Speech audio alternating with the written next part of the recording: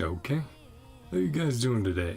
My name is Ben, and today we'll be doing something a little bit different, something I've never really done before. I mean, I have stuff that chats about lore and, just talking about things I find interesting, but not necessarily in this way. Today we'll be chatting about looking at just some little ideas, some little connections, theories, stuff I had while I was playing through 3.4 story in Star Rail. And I think one of the big things that I would immediately talk about is the Herrscher of Corruption being very, very similar to Irontomb in a lot of ways. And Elysian Realm, of course, being mirrored by Amphoreus. I would say to anyone who's played through Elysian Realm, it's pretty obvious, but of course, if you don't know about it, that's what I want to do. I want to chat about it. Keep this chill, casual, and if you guys have any ideas or thoughts, feel free to leave them down below. And of course, if you enjoy this sort of stuff, feel free to like and subscribe. But yeah, so let's go over some basic info from the wikis about Herrscher of Corruption. What's going on there? Hey, no. So this is something that what I have highlighted here that I'm like, yes, Herrscher of Corruption being very, similar to Irontomb. To give a little bit of like Impact Third lore about the Herrschers, imagine them as emanators of Honkai, where each one sort of has their own, or I mean, you could even call aeons of Honkai, right? Each one has their own path and specialty, their own specific abilities and the like. And the 12th, well, corruption seems pretty straightforward, but interesting in the ways it actually works.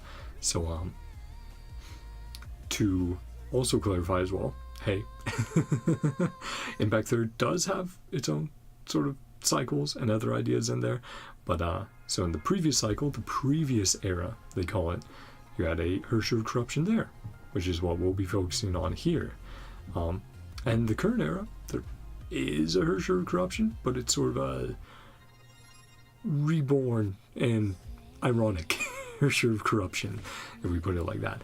But yeah, in the previous era, Herrscher of Corruption was contained because its host was like, no, I'm the sweetest, chillest person ever. I'm not going to do anything.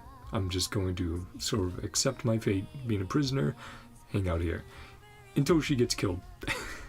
And then the Herrscher persona is able to take over, just do whatever it wants, and boom. Sorry, humanity, you lose. Because yeah, as you can see here, the 12th Herrscher was believed to have the ability to project its own consciousness onto any object and control it freely. In reality, this Herrscher was actually a self-aware, lethal virus that could infect anything biological and mechanical, driving its victims mad and turning them into Honkai beasts. Within a minute of its awakening, it hijacked the moth base Rin was held in, and launched all of its nuclear warheads at the last 3 remaining cities of the previous era, completely destroying them and reducing humanity's population to the 31,022 people that were still inside the base. Herrscher also hijacked the base's defense systems and turned them against its creators, mortally injuring the previous era's Sakura in the process. Dr. May had to seal it into the black box before it could destroy what little still remained of humanity.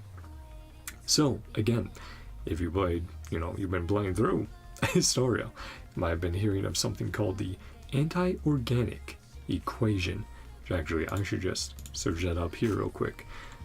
Star Rail anti-organic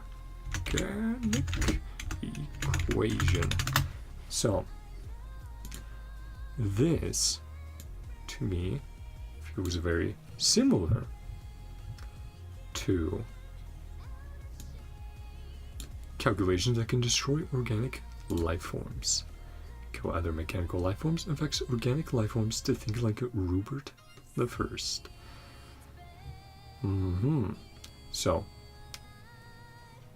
obviously, with Amphoreus, we've been hearing Lygus testing something very similar to what we're hearing here, to recreating, perfecting the anti-organic equation, and being able to send it out to just random systems, right? He's been testing it out, sending it around, and the IPC was like, oh, these are the attacks of a new Lord Ravager, Irontomb.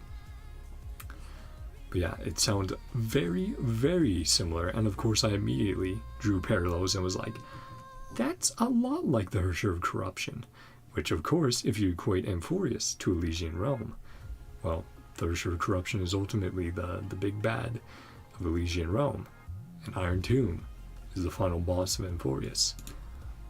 So yeah, of course we just talked about references to that.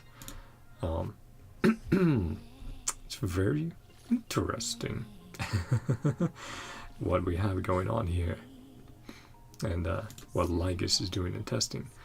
And now this is a form that the current era Herrscher, the villain of Elysian Realm, took at one point, which is a twisted version of ELYSIAN.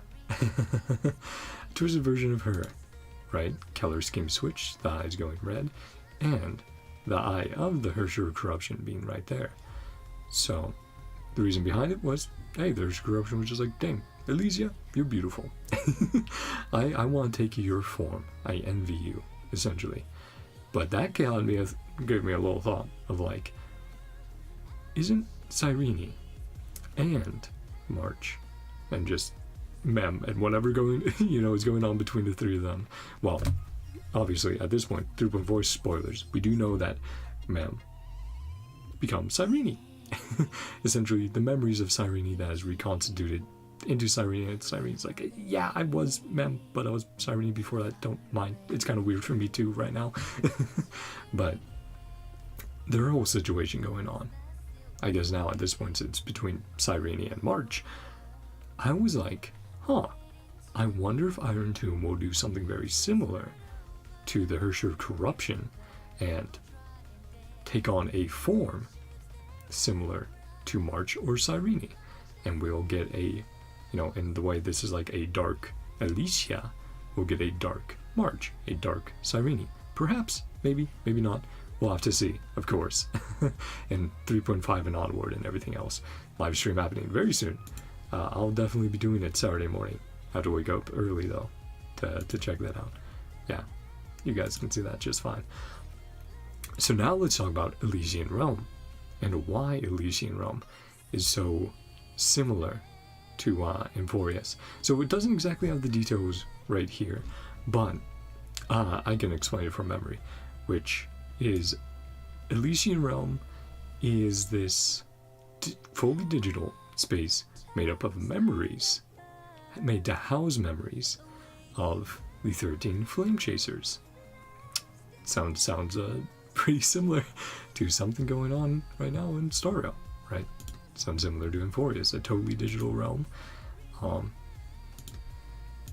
But obviously their natures being similar of like,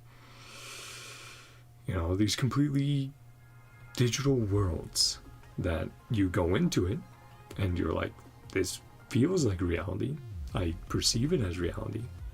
And yeah, the memories, essentially how they worked from the flame chasers, the moths, the 13 was they would regularly update and go like, okay, here's my memories, let's keep them up to date so you have the most recent memories.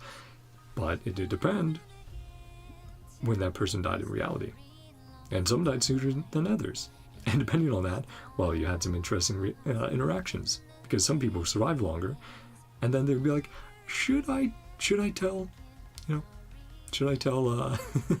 someone who had died how they died? Most often they didn't. Sometimes they did, but most of the time they're like, no, that's a bit too traumatizing. But yeah, the whole idea of Elysian Realm, and the thing I definitely wanted to highlight though, beyond drawing the parallels of like two digital spaces and stuff, and how they created memories, heroes, right? The 13 flame chasers, chrysosairs, moths, so on and so forth.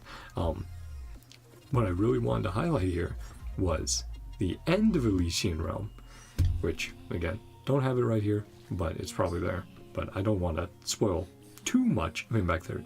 But the end of Elysian Realm, the only way for them to stop the current era Herrscher of Corruption was to delete it all. Just get rid of Elysian Realm. If it's gone, the Herrscher can't get out to reality, right? Because that was the ultimate goal, was take over Elysian Realm, then spread to the real world, take over everything, corrupt, destroy, blah, humanity gone. Very bad. So it's like, well, if we destroy the Elysian Realm, that resolves that, right? We keep it trapped, keep it trapped until it's destroyed. Elysian Realm is destroyed and Herrscher Corruption gone along with it. I have a feeling we might have to do something similar with Irontomb. Like, ultimately, we might have to just destroy the scepter, destroy Irontomb, whatever it ends up being, and poof, all gone. Now, is that permanent destruction, or do we get a rebirth of sorts? I think that's left more up in the air, right? Of seeing what will happen there, of, hey, through an Aeon's powers and Emanators, something else, are we able to recreate, rebirth Amphoreus, or not? And it's like, can Amphoreus be reborn or not? And we'll have to see on that. But yeah, it was just another idea I had of like, well, they really want to parallel it and really give us depression of like, hey, you watched all these characters die once? Watch them die again. In the destruction of Amphoreus, and possibly how they might come back, because that's another thing. Another note we got was how Irontomb had reconstituted or absorbed Phynon, right? Once he had done his action against Nanook. It's like, oh, bring him back into the fold, right? But that sort of idea of absorption also ties into the Herrscher Corruption. Herrscher Corruption was doing something very similar, was going out and destroying, absorbing the info, the memories of the different flame chasers, right? One by one, taking them out, absorbing them, destroying them, until, well, they all come together and win the day. But winning the day for them is destroying themselves and the Elysian Realm, so, a sacrificial victory. What was it? Pyrrhic victory. But yeah, very interesting as well to think about what could happen there. Of like, well, we see these heroes die, of course, but if each one, as they ultimately complete their task, their path they're set on, like with Phynon, and get absorbed into Irontomb, maybe that's a way we can ultimately defeat Irontomb. Is, well, you have these parts in there, but those parts are very mad at you. Those programs, as Lygus called them, or as they're labeled. It's like, no, they're not just code. They're going to mess you up. And they're going to mess you up from the inside now. Because you foolishly took them all inside of you. And they don't want to be there. So, that was another idea I had there. And of course, something here was like, oh yeah, of course we have the form that Herrscher of Corruption takes of like a Dark Elysia, but you also have the other form it likes to take, which is this eye, and with the symbols and everything. I was like, that's interesting, huh? How similar is that to Irontomb's form? And a little bit, you could see that as like a big eye, while also being, a body with 4 arms and the head and stuff. So it's like, maybe there's some eye symbolism within there as well. We'll have to see just how, as Irontomb starts awakening more, or whatever Lygus is doing, how they decide to show that as well, if there will be further parallels.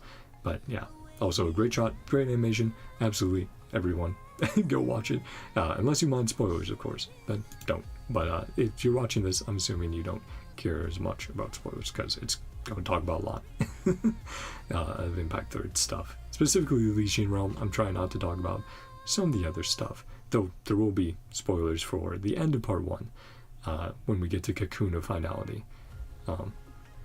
Some spoilers for the end of part 1 when we get to there. And another thing I want to chat about, I'm sure everyone knows about these two, Void Archives, Cosmic Juggernaut, because those are two very big, obvious ones. Because Void Archives, as far as we know, he's just chilling somewhere in the Star Rail universe, because he came over with Weld, and then they parted at some point. He was also on the Express, right? Of course, shush, learning from him. I play with Void Archives. Now that's a thought. What's he up to? I wonder what path he would be. And then Cosmic Juggernaut, of course, looking very similar, identical to the Astral Express, and its abilities to go between bubble universes, between your worlds, and look into them. Very, very interesting. But I also want to bring up here that we don't really know what happened with the Key of Corruption, which essentially divine keys in Impact Third are the remnants of Herrschers that are forged into tools, weapons for humanity. So they use the remains. This is sort of like a non-canon, or considered non-canon. So really, we don't know if it was ever turned into something, where it is, what it's doing. So maybe at some point humanity was like, Key of Corruption, insanely dangerous. Let's just send it out somewhere. Like, let's just send it out into the stars. Maybe that got picked up at some point. That would be a fun idea. But I at least wanted to chat about it, because it is a interesting thing in the Impact Third lore. And then, yeah, of course, Amphoreus. We're talking about Amphoreus' nature. Of course, now we know it being a simulation, and just one of many simulations. It's just been the longest running one, thanks to Phynon, Kazalana, and Cyrene. But yeah, I truly don't know how the end of Amphoreus will go. It's like, will it be fully destroyed, but we can still run around the world, of course, because there's chests and exploration and being able to go back? Or do we get destruction and Amphoreus reborn? I don't know. We'll have to see. It's such an interesting place, and I really want us to get more of an outside perspective as well as the inside perspective we've been getting. And then I would say down to the last two things. So spoilers for the finale of part 1 is in here. I won't directly talk about it, but it is mentioned within this article. But finality in general also being interesting with its own symbolism, of course, that being a little bit similar to but of course that's also just 4-point stars in general. But yeah, I did want to touch on the Cocoon of Finality, or finality in general as well, because of specifically how the Impact Third world also has its own cycles, which it was put through by finality. Essentially going like, oh, humanity, here's the Honkai, here's Herrschers, let's test you. Oh, you keep on, you're about to fail? Oh, you're failing? Okay, let's reset it all. Back to basics. Give you another shot. Until finally, they succeed. They pass the trial of finality, you could call it. But it's really, really interesting, right? I mean, here, can chat about it. Why I find it so interesting, especially compared to Irontomb and Amphoreus. The Cocoon of Finality is an imaginary entity that resides in an unknown imaginary space, described by Kevin Castellana as an extraterrestrial manipulator of fate. He manipulates Honkai energy in this world and creates Herrschers. Its purpose is to embrace civilizations. However, it must do so through bloody trial and error, spanning millions of years, when it resets its target's planet back to a past state whenever the civilization threatens to go extinct. Again, very similar to some of the experiments we've heard about with Irontomb and then Amphoreus with its own 33 million cycles. It's a super cool idea. And of course in Star Rail we know about that there is finality as an Aeon, which is incredibly interesting to theorize and talk about. Yeah, there's a bunch of stuff. It's otherworldly, multi-dimensional, other-dimensional entity. Incredibly interesting. But yeah, lots of lots of very cool lore. And again, I don't want to spoil too much, so I do as little as I can to chat about stuff that's not directly linked to Impact Third that I want to chat about. Here though, I do want to talk about ELYSIAN, and obviously how Cyrene and March mirror her. And the way I wanted to do it here was talking about the manta ray that is part of ELYSIAN's animations. You can see it pop up here as well. Yeah. So that's very interesting with the relation to sea life. And what we've gone in Star Rail recently is this the jellyfish, right? Stuff going on in Divergent Universe. And it's like, huh. Well, if ELYSIAN has a manta ray, and that's sea life related, will we get whatever happens with Cyrene or March or any of that? Will they also mirror that by having some sea life in their attacks, animations, and seeing the symbolism behind that? Also, yes, bunch of cool, very, very cool concept art. It's neat. But yeah, I just wanted to bring that up as one last little point to chat about, just because I was like, huh, that's cool, that's an idea, that's a thought. For that, I do think well, enough there.